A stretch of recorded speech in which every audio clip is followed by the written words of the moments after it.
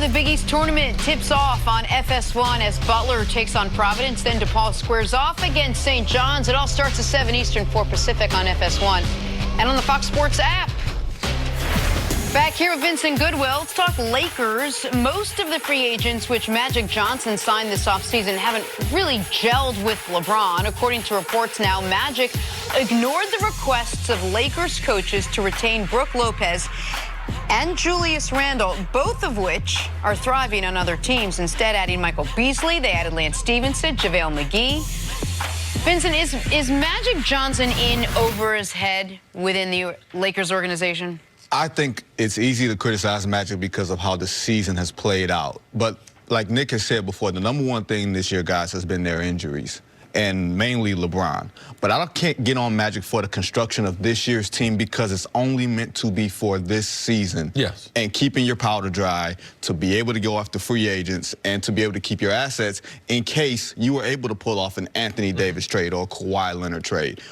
Brook Lopez, that's the one that I will quibble with him about because they needed shooting, outside shooting.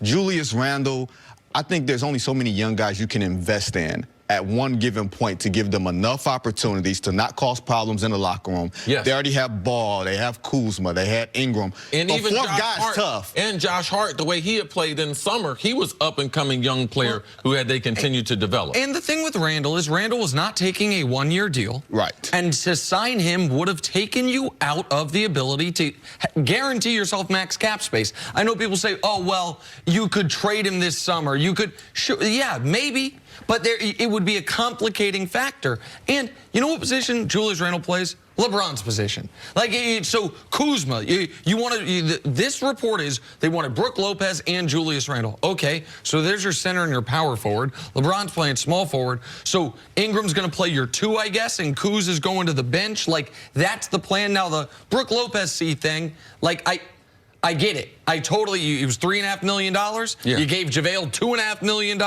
You saw what Brook Lopez was for you last year. You saw LeBron excel with Channing Frye as a stretch 5 briefly before Channing got a little too old at the very end of the time in Cleveland. That's a fair criticism.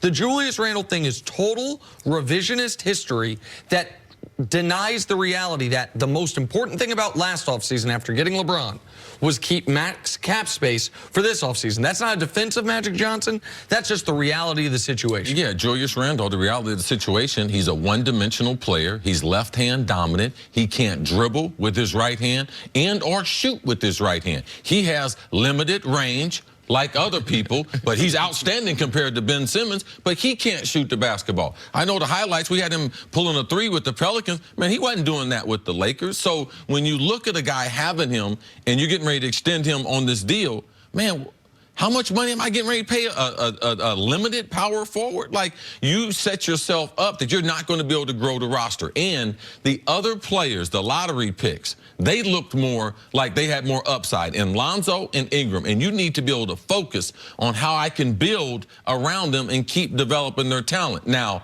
it is Magic to allow someone like Brook to be in the building because that should have been one of the first names that he gave to LeBron. Man, I think that you would be nice with Brook in the pick and the roll, and he can give us more spacing on the court. And you're going to need a center anyway. So that $3 million or $2.5 million you're giving JaVale, you need a center anyway. You get some shooting, and you have a better center than the options that they have. Just real quick, just to add to your point about Julius Randle's shooting.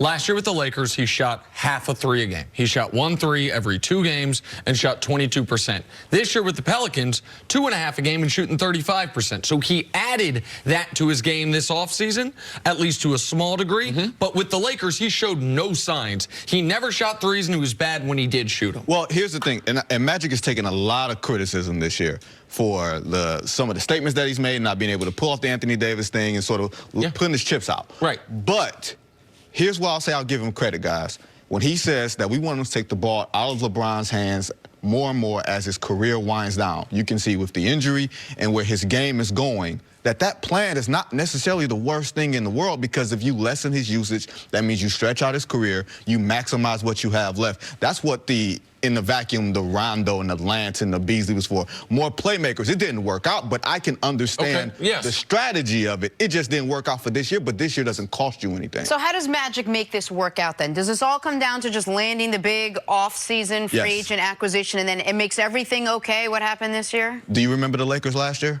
Because I don't. Right. Because seriously, yes, absolutely. you don't. We were a nondescript bunch, basically preparing themselves for LeBron. This year, they were LeBron in a nondescript bunch to a large degree. If you go out and get that second start, nobody's going to remember any of the drama that's happened this year, because you're the Lakers and you're going to go back to being the Lakers. I agree to a certain amount, but I'm with Jenna. There's other pieces. Like, I don't care if you trade the whole roster for Anthony Davis. You still got to get other pieces. You still got to get a guy that can shoot corner threes. You still need a guy that can shut down defense. So Magic, it's Magic.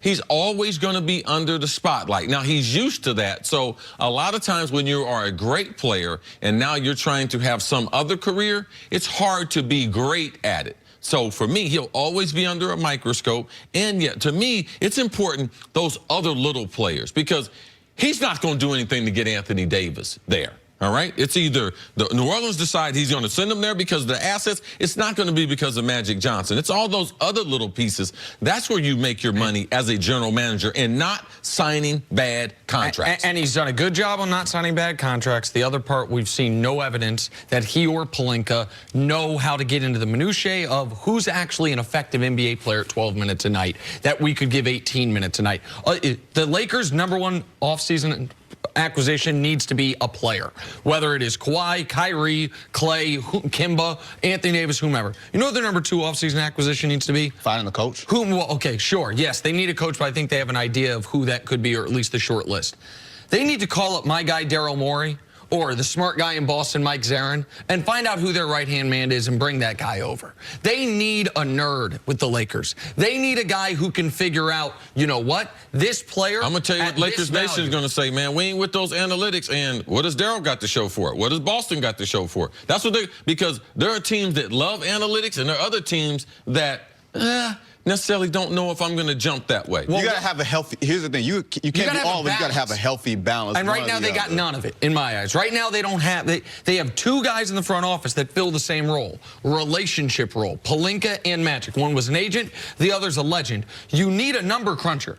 You need a guy in there that can say, here's a contract, here's a guy that's undervalued as opposed to a guy that's overvalued. That's what I don't see in the Lakers front office. Well, here's the other thing, too. LeBron has also played a big part in the construction of this team. He's going to play a big part in the construction of the team moving forward. So not just GM LeBron, player LeBron, everything else. He's going to have to straighten up his sort of managerial three guys were personally relationship guys. As opposed to analytics. LeBron's not crunching those numbers. LeBron just knows who he thinks he could play well with, and that has been the weakest part of his basketball acumen, is assessing the talent of other players in the league. I like it. Nick wants them to add a nerd, so their basketball game doesn't smell like a...